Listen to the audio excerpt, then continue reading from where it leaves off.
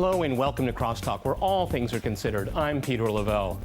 Is this the beginning of the end or the end of the beginning? Does Israel's massive attack near Damascus days ago widen Syria's raging civil war? What are the chances Iran and Hezbollah could be directly drawn into this conflict? Then there's the issue of chemical weapons. Should Western support of Assad's enemies be withdrawn if it is proven the rebels are using them against their own people?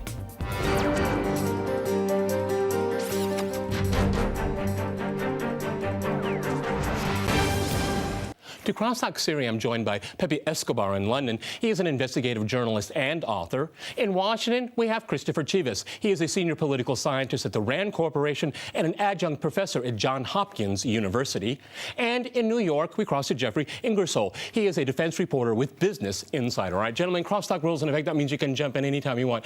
Pepe, if I can go to you first, it looks like there's more and more effort to inflame the conflict in Syria than resolve it. Would you agree or disagree with that? This is just the beginning, you know. I'm tempted to start, sing a little bit, Peter. What a wonderful world this would be, according, obviously, to NATO GCC. This is what they're trying, you know. It's the same old story. The US, the Brits, and the French inside NATO. The Brits and the French are trying to convince the other NATO members that lethal weaponizing of the rebels is the way to go.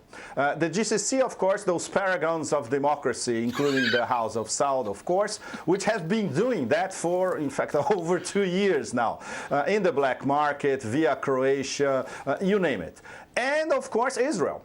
Israel just jumped in because the plan A, which was the lethal weaponizing of the rebels, was not working. There was this red line after red line. Everybody got lost in this Hollywood shuffle. At the same time, they noticed that the Syrian army was progressing instead of regressing in the Hama Homs corridor in Syria. So the so-called rebels, the Free Syrian Army gangs and Jabhat al-Nusra style jihadis were losing ground. And at the same time, Sheikh Nasrallah went to Iran. He had a get-together with Supreme Leader Ayatollah Khamenei. They are very tight, so an attack on each one of them is an attack on all of them. So what to do? Plan B. Call Israel, something that was already decided between Chuck Hagel and his tour of the Middle East recently, Israel and the petromonarchies. Israel does it. If there are Fateh 110 missiles struck by Israel, good for Israel. If they are not, they still deplete Syrian army arsenal, and we start all over again with Plan B. So I expect more attacks sooner rather than later. Chris, what do you think about that? Plan B? Well, I mean, I think that the purposes for Israel's strike were the Fateh 110 missiles. I wouldn't read into it too much more than that. After all, Israel has conducted strikes against Syria even before this war started out. Their primary concern right now is Hezbollah. Were Hezbollah to get those kinds of missiles, it would pose a significant threat to Israel's air defense system, and that's obviously not something that they can allow to happen. Okay, Jeffrey, you want to weigh in? Plan B, as Pepe said. I think that Iran is basically trying to use Syria as a smokescreen and all the chaos there as a smokescreen to smuggle weapons to Hezbollah. It's as simple as that. So Israel simply, took those weapons out. As far as Syria is concerned, that's a big messy sandwich, and everyone's going to have to take a bite. It's not as simple as arming rebels. We don't really know who we're arming. It's a whole lot more fractious than we think. We're not even sure that what's going to replace Assad is going to be better. Maybe a year ago, maybe. But honestly, right now, I just think that it's a mess, and it's only going to get messier. Pepe, you want to jump in there? Talk Iran.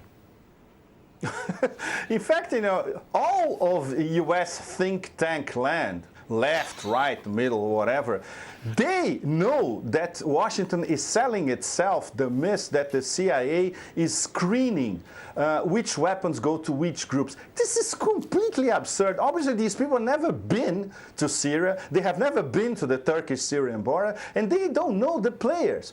you know, Saudi Arabia and Qatar, their agenda is not Washington's agenda. It's completely different.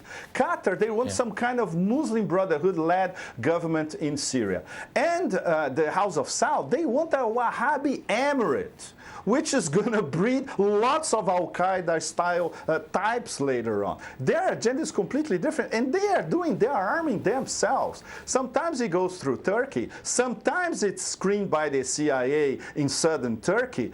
But we don't know who gets these weapons, you know, at the last resort. And most of these people are getting the weapons indirectly are Jabhat al-Nusra, because they have very good connections, for instance, with the tribal sheikhs in Al-Anbar province in Iraq. A lot of commanders that affiliated with Jabhat al-Nusra, they're not Syrians, they're Iraqis. They were fighting the Americans in Anbar province 2004, 2005, 2006. I met some of these people at the time over there, and now they're in Syria. They are doing the back and forth across the border. Okay, Jeffrey, you were agreeing. Go ahead. Well, you know, I think that Iraq has a lot to do with it.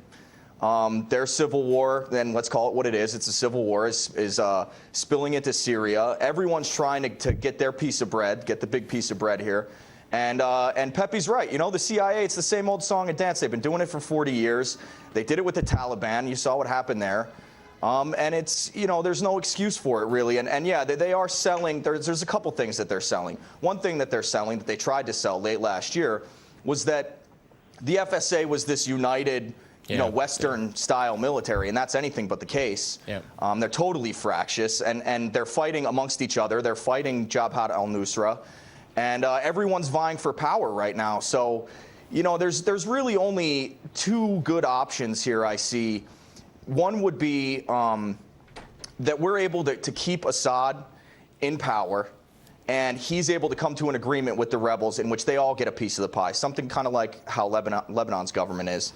And the other one is if the FSA can unite, and I just don't see that happening. And the more that we arm these guys, the worse off it's going to be. I mean, Libya is still a mess, and you saw that's spilled south into Africa. It's just a giant mess, and giving them weapons isn't going to solve anything. So I honestly, I think that's why Obama is sort of in a tough position here politically. You know, he wanted to talk tough. Every American president does. But really, what's he going to do? He's not even sure what he's going to do. And now they're sort of backpedaling because they don't really have intel on these guys. They don't really know who they are. And you can't just go, you know, dropping weapons willy-nilly. So it's really a tough situation, and Iraq is in the shadows, and I'll tell you what, if that erupts right along with Syria, which I think it's going to, it's going to be horrible. It's going to be horrific, and I don't think that there's anything that Obama, France, or Britain can really do about it other than to just let it play out. Okay, Chris, let it play out. Interesting. Yeah, Go ahead, if I can just say, I mean, I think, you know, I don't know who Pepe's been talking to. I mean, he paints an interesting picture, but it's certainly not the same people in Washington think tank circles who I've been talking to, many of whom have no illusions about the difficulties that are involved in trying to arm the opposition. It's pretty widely known that there are a lot of risks, and as he noted, there's obviously risks that arms could get into the hands of nefarious groups like Jabhat al-Nusra. Nevertheless, the fact of the matter is that, you know, and respectfully, I disagree that there's any solution in which Assad is going to remain in power. That's simply not going to happen. We need to be thinking about a post-Assad Syria that protects all of the parties involved, and that includes the Alawites. And here's where I think actually Russia has an important role to play. Russia can look beyond, you know, the crisis today and think about, you know, what role it can play constructively in the future in trying to guarantee the security of the post-Assad It's been trying to do that for 2 groups. years. It's been trying to do that for 2 years. And no one wants to listen. Pepe, jump in. Absolutely. They've been trying to do that, and the Americans have been saying no. Because Obama, you know, one of the first Obama lines is Assad had to go. Yeah. And now the Obama administration is saying, look, after 2 years, he's not going. He still has support in Damascus, the business classes in Damascus and Aleppo. There are no major defections in the Syrian army. I have to say that every day, because people in America, they are not listening. 1 or 2 generals that defect after a few months, these are not major defections. They still control the army. They are fully weaponized. So it's not going to happen. The only possible solution, I agree, from the beginning, Russia was proposing that. Let's sit down at the same table, all the players, including all the regional players, and that includes Iran as well at the table. And the Americans have been saying no. In a situation like this, it's you can't just look right, beyond Assad. You other. have to do something to get beyond Assad. Chris, jump in. Go ahead. What exactly are we going to do? I mean, we're talking about beyond Assad as if it's already been written. Okay. How exactly do we do that? Because I'll tell you what, he's shown recently that his military is quite capable of pushing the rebels back. Okay, Chris. So what do we do? Airstrikes? Let's go to Chris first. Gentlemen, let's go to Chris. Insurgencies like this. Chris, go ahead. Insurgencies like this, last for decades. There's no way that Assad could potentially hold on to power for a number of years, if the international community continues not to take any kind of action. But in the end, he's going to go. And the question is, what's going to happen then? I agree with you about that. And the reality is that we need to do everything we can to protect all sides, including the Alawites in Syria, from some kind of a major slaughter. And that's going to require a lot more international cooperation, including between Russia, the United States, and NATO, and our partners in the region than we're getting right now. Pepe, go ahead. Not only the Alawites, Christians and Kurds as well. The Kurds, they are in northeast Syria. They already have a measure of independence. So in practical terms, it's autonomy. They would love that to continue, in fact. The Christians know that if there is a Wahhabi-style Sunni hardcore post-Assad government, they are doomed. And so are the Alawites as well. So if you have everybody at the same table, include, of course, with Russia, Iran, and the Saudis, and all the GCC petromonarchies, plus the Westerners, then at least some sort of adult conversation can ensue. They're not even talking at the moment. All right, gentlemen, I have to jump in here. We're going to go to a short break, and after that short break, we'll continue our discussion on Syria. Stay with our team.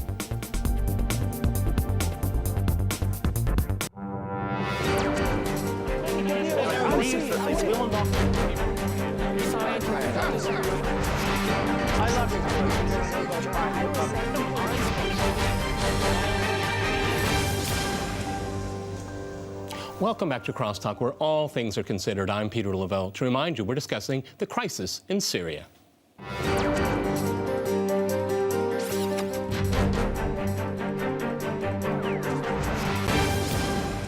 Okay, Chris in Washington, let's talk more about Hezbollah and Iran. Do you think it's possible they're going to be drawn into this conflict even more now after the Israeli strike?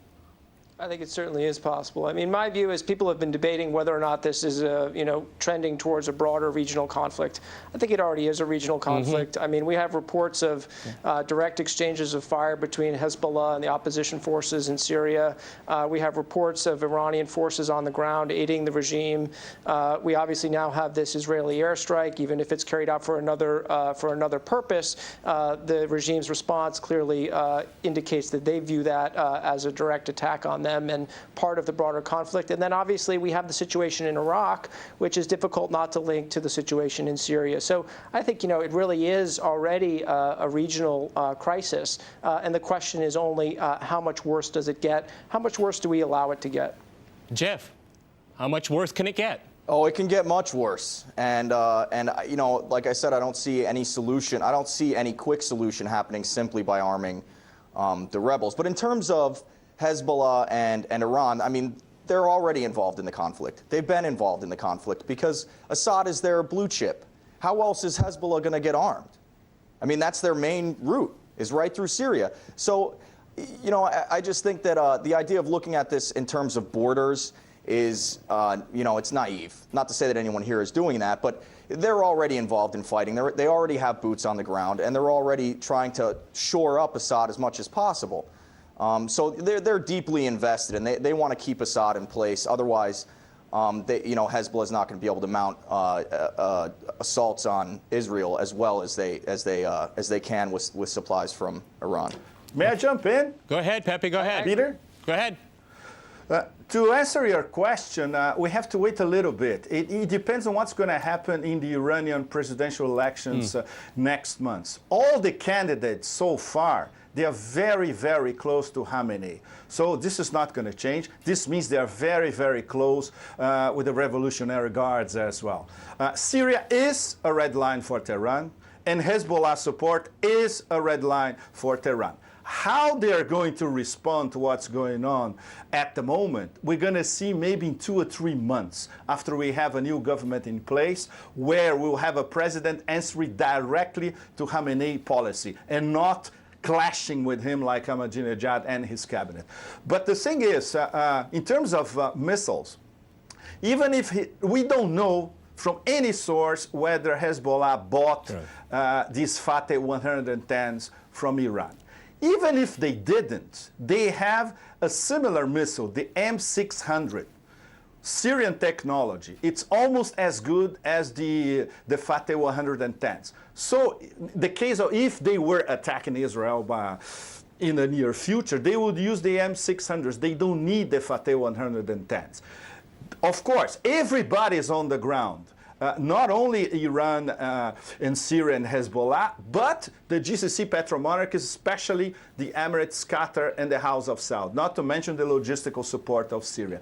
And yes, I agree with our other guest. It is already a regional conflict. It's going to get much worse, especially because the West, via US, Britain, and France, they see they are totally impotent to conduct anything on the ground. And now we have jihadis let loose inside Syria. We're going to have Hezbollah playing against Al-Qaeda, which is a neocon wet dream, of course. And we have the back and forth of jihadis between Iraq and Syria. Chris, you want to jump in there? Well, I just wanted to agree. I think with I think it was Jeff who said that that there's no easy solution to this. That this is going to take time. I mean, I think that's a reality that everyone is confronting, and I think that's clearly one of the reasons why you see the U.S. Administration taking it slow. It's obviously a situation where people want to act with a certain degree of caution and an understanding that there is no perfect answer to this. But again, I mean, I don't foresee any world in which the fighting ends and Assad is still in power. And I think that it's time that we all just accept that and move on to try and find some equitable and just solution to the problem with the full involvement of all of the interested international parties. Okay, I mean, Can I ask a question to both our American guests? Is it the West's responsibility to do all this, to change regime in Syria? Peter, I'd like to ask our American guests a very important question. Bill Richardson, former governor of New Mexico, very close to the Clinton clan, he's been spinning since last Sunday that the Obama administration is seriously considering aerial strikes against Syria. Is there any degree of truth about that, or this is just spin? Jeff, you want to answer that? Or Chris? I don't think that that's going to happen anytime soon. I think that the Obama administration knows that they have to be patient. I think his red line talk was a little wobbly. He jumped the gun a little bit, although we don't want people to use chemical weapons. But no one's in a rush to go dropping bombs. It never looks good. It didn't look good even during Libya. And, of course, there's going to be American politicians, there's going to be hawks that are calling for it because it will obviously remove Assad sooner. But they're still not sure. Here's the thing. They're still not sure what's going to replace him. And if whatever replaces him, it could be friendly to Hezbollah. Who knows? It could be friendly to anyone who's willing to fight, even though they're Shia and Sunni. They could be friendly to anyone who's willing to fight the great devil. So I think that we want to sort of get a better bead for what's going on the ground before we start making any decisions like that. And that's quite a hasty decision. And the other thing is that it's going to be difficult to get a bead in terms of what's going on the ground. There's fighting street to street. And these guys are very fractious, and these rebel groups are they're fighting for their lives. So, it's hard to get good intel. I mean, as we saw with the chemical weapons use, it's very hard to get good intel. Good, solid intel. So I just think that they're going to be patient, and I think that they're not going to be in a rush to say anything that's going to get them in hot water. Pepe, jump in. Go ahead. Say again? No, I was just adding that the UN, Carla Del Ponte, she's very, very tough and extremely credible. She said 2 days ago that ricin gas was probably used by the rebels. Yes. And now the UN is sort of backtracking, saying, oh no, she did not say that exactly, you know. Chris, what about the rebels using chemical weapons? No, let's go to Chris. Chemical weapons in the opposition, the rebels. Yeah, let me just, just briefly on the question of, whether or not the United States is considering any kind of airstrikes against Syria. I mean, I have no special information, but I would frankly be surprised if it's not being considered right now, given the statements that have been made by the chairman of the Joint Chiefs of Staff publicly, I think last week or the week before. Chris, would that be a good idea? What a significant Chris, would that be a good idea? In your opinion, would that be a good idea? I think it's. Chris? I think it's obviously something that needs to be considered as part of a broader effort. Chris, when does this ever work? When does this ever work? These interventions, when do they work? It worked extremely well in Libya 2 years ago. Oh, really? That's Today? exactly what Martin Dempsey Libya's a mess today. Martin Dempsey said the same thing. It's a mess today. Because there was a no-fly zone. Your question was about they cannot the use impose of a air no-fly power zone to take over out, Syria. Gaddafi's Air Force and air defense systems. That was done handily in 72 hours. I don't think that we could take out Assad's because air it's in defense the middle of the system desert. in 72 hours. It's not the case in Syria. But, for the United States military, especially working with NATO, and it's a little this is more something iffy. that can be handled. It would be very violent. There would be a lot of bombs. Of course, that's what war is about. There would be risk of civilian casualties. But there's no question about whether or not it could be done. I mean, that's purely academic. I guess what it should be done, I guess. Jeff, let's talk about the issues with the rebels and chemical weapons. Go ahead. I don't buy this whole UN report, straight up. They're just not capable. They don't have the capabilities to deliver these weapon systems. Assad does. So I would say, it's likely that it was the regime and not the rebels who were using these weapons. She's gotten out ahead of herself quite a few times before in terms of making these wild claims. I don't doubt the veracity of her research, but at the same time, she's thrown a couple red herrings in her career.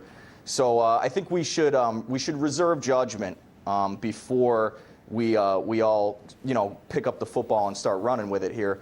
I just don't think the rebels are capable yet, and these are very complex weapon systems. It's not easy to put these things together. So basically, yeah, I think that it's probably the regime using those weapons. It's not the rebels. I don't know how she got mixed up, but I'd be willing to bet she got mixed up. Carla Del Ponte is not a suicidal operative. This is ridiculous. If she said that, it's because she has evidence. No wonder the UN started backtracking the day after. And no wonder the Americans were stalling this UN investigation from the beginning. Just talk to Sergei Lavrov. That's what I was going to tell you. Okay, gentlemen, what about the possibility it seems pretty clear that... Let's change gears here. Okay, Chris, what about partitioning the country? Right. Oh, I think that's the original among the plan, multiple options that we need. Go ahead, Chris. Among the options that we need to, no one knows what's going to be the right solution for this right now. You simply can't predict this kind of thing in advance. But I think that partition is certainly one of the possible outcomes here. If it turns out that an internationally supported and UN-backed peace agreement that includes partition is possible, and that's going to stop the fighting, then absolutely, I think that should be on the table. Pepe, you got the last word. 20 seconds. And I'll add. Let me just add. No, Pepe, 20 seconds. Go ahead. Jump in. Go ahead. This is what Israel and the neocons have been dreaming for over 10 years. Just look at the Saban report about regime change and, of course, later maybe partitioning of Syria. Look at what Seymour Hersh was saying already in 2007. Okay, divide and rule, a weak Syria, divided into 3 warring feuds, just like Iraq is already partitioned in 3 states. All right, gentlemen, I have to jump in here. We've run out of time. Fascinating discussion. Many thanks to my guests today in London, New York, and Washington. And thanks to our viewers for watching us here at RT. See you next time. And remember, CrossTalk rules.